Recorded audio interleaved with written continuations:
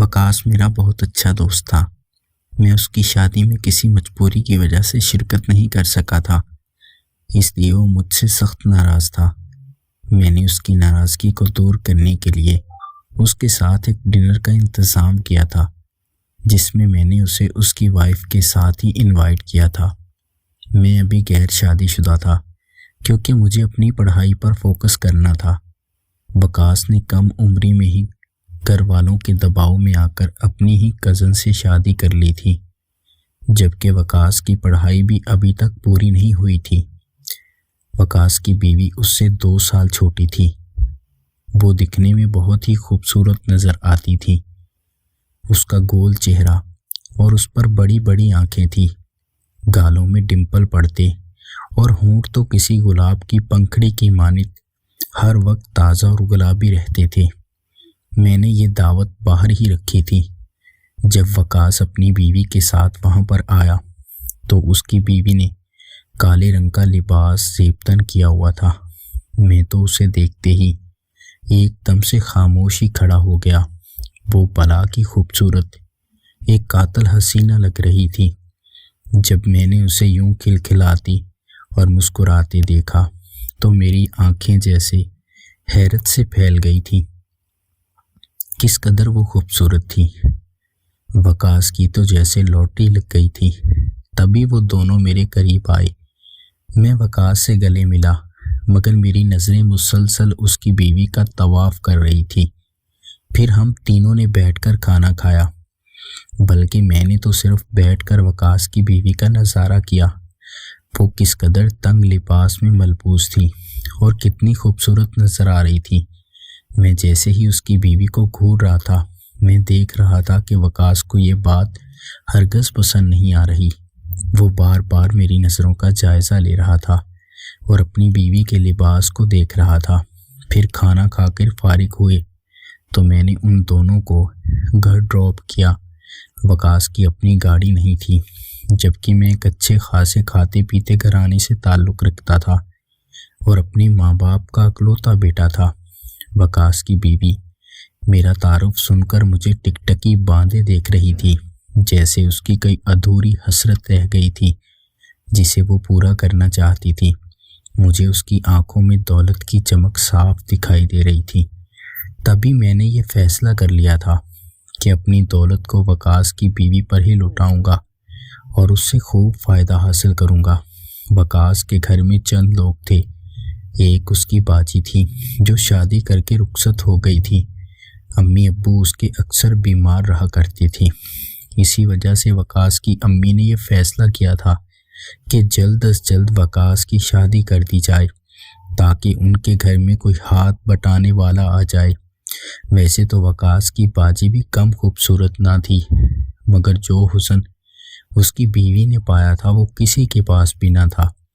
اور وکاس کی بدقسمتی یہ تھی کہ اس کے باپ کی ایک ہی دکان تھی جس سے اس کا گھر چل رہا تھا۔ ان کے پاس ایسی کوئی خاص آمدنی نہ تھی۔ وکاس کی بیوی کی خواہشات بہت زیادہ تھی جنہیں وہ پورا کرنا چاہتی تھی، مگر ان کے پاس پیسہ نہ تھا۔ پھر اگلے دن جب میں نے وکاس کو کال کی، مجھے وکاس سے کچھ ضروری کام تھا، تو فوراً اس کی بیوی نے کال اٹھائی اور کہنے لگی کہ وکاس نہانے گئے ہیں۔ اس کی آواز اس قدر سریلی تھی کہ میرے کانوں میں رس گھول رہی تھی۔ پھر میں نے کچھ دیر اس سے ادھر ادھر کی باتیں کی۔ اتنے میں وکاس آیا اور اس سے فون لے لیا۔ پھر میں نے وکاس سے کچھ ضروری بات کی اور کال بند کر دی۔ مجھے محسوس ہو رہا تھا جیسے وکاس کو اچھا نہ لگا تھا کہ میں نے اس کی بیوی سے فون پر اس طرح اتنی دیر تک بات کی تھی۔ پھر کئی منٹ تک میں اسی سوچوں میں گم رہا کہ نہ جانے وکاس نے اپنی بیوی کو کیا کہا ہوگا یا میری وجہ سے خفا تو نہیں ہوا ہوگا۔ کچھ دن یوں ہی گزر گئے، میں بھی اپنے کاموں میں مصروف ہو گیا۔ پھر ایک دن وکاس کی بیوی کا فون آیا کہ وکاس کا ایکسیڈنٹ ہو گیا ہے، جلدی سے آپ ہسپتال آ جائیں۔ میں جلدی سے ہسپتال پہنچا تو یہ دیکھ کر میرے پیروں تلے زمین نکل گئی کہ وکاس کا بہت بری طرح سے ایکسیڈنٹ ہوا تھا۔ وہ بائک چلاتے ہوئے کسی کار سے ٹکرا گیا تھا۔ جس وجہ سے اس کی ٹانگ میں بہت بڑا فریکچر آ گیا تھا۔ اس کا والد بھی وہیں موجود تھا، مگر وہاں کسی لڑکے کی ضرورت تھی، اس لیے وکاس کی بیوی نے وکاس کے فون سے مجھے میسج کر کے بلا لیا تھا۔ وکاس کا آپریشن چل رہا تھا۔ سائمہ جو کہ وکاس کی بیوی تھی، وہ زاروں قطار رو رہی تھی۔ میں سائمہ کو حوصلہ دے رہا تھا کہ وکاس کو کچھ نہیں ہوگا، آپ پریشان مت ہوں۔ اسی دوران میں نے اس کا بہت خیال رکھا اور اسے جوس وغیرہ پلایا، جس سے اس کا کچھ حوصلہ بحال ہوا۔ تقریباً 1 گھنٹے بعد وکاس کا آپریشن ختم ہوا۔ میں نے وکاس کے والد کو بھی کہہ دیا تھا کہ وہ گھر چلے جائیں۔ میں اور سائمہ وکاس کے ساتھ یوں ہی رکیں گے جب تک وکاس کو ڈسچارج نہیں کر دیا جاتا۔ اس کے والد بھی مطمئن ہو کر اب گھر جا چکے تھے۔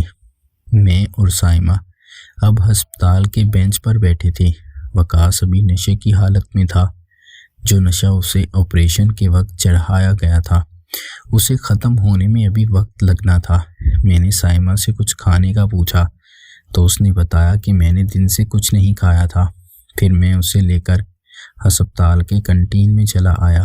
سائمہ کے لیے کچھ آرڈر کیا تو سائمہ کہنے لگی، آپ اپنے لیے بھی کچھ آرڈر کریں۔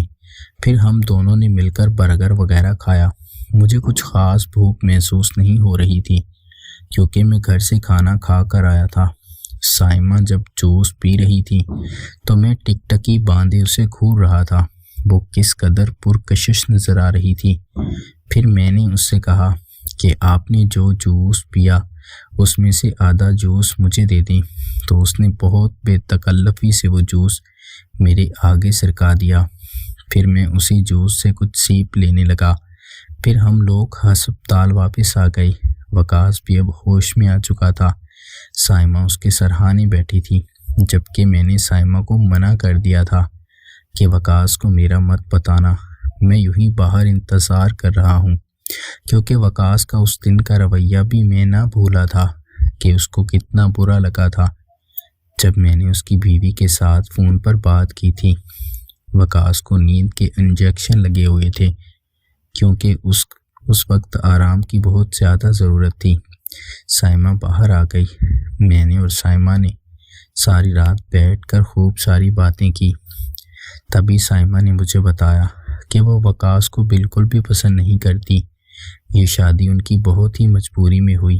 تبھی میں سائمہ سے کہنے لگا کہ تم تو بہت زیادہ حسین ہو، تمہیں تو کوئی بھی امیر لڑکا مل سکتا تھا، تمہیں جلد بازی میں وکاس سے شادی نہیں کرنی چاہیے تھی۔ پھر سائمہ کہنے لگی کہ وکاس میرا کزن ہے اور یہ فیصلہ میرے ابو نے کیا تھا، جس وجہ سے میں اپنے ابو کو انکار نہ کر سکی تھی، مگر اب میں بھی وکاس کے ساتھ کچھ خاص خوش نہیں ہوں، کیونکہ وکاس میری خواہشات کو پورا نہیں کر پاتی۔ جیسے ابھی آپ نے مجھے باہر کھانا کھلایا اور اس رات جب آپ نے مجھے باہر ڈنر کروایا تھا۔ میں ہمیشہ سے ہی باہر گھومنے پھرنے کی شوقین رہی تھی، مگر وکاس کو یہ سب بالکل بھی پسند نہیں ہے۔ وہ ایک بند سوچ کا مالک ہے، جبکہ میں ایک آزاد خیال لڑکی ہوں۔ پھر میں نے سائمہ کو دلاسا دیا کہ تو کیا ہوا، اگر وکاس تمہاری ضروریات پوری نہیں کر سکتا، میں ہوں نا، تمہاری ہر ضرورت کو پورا کروں گا۔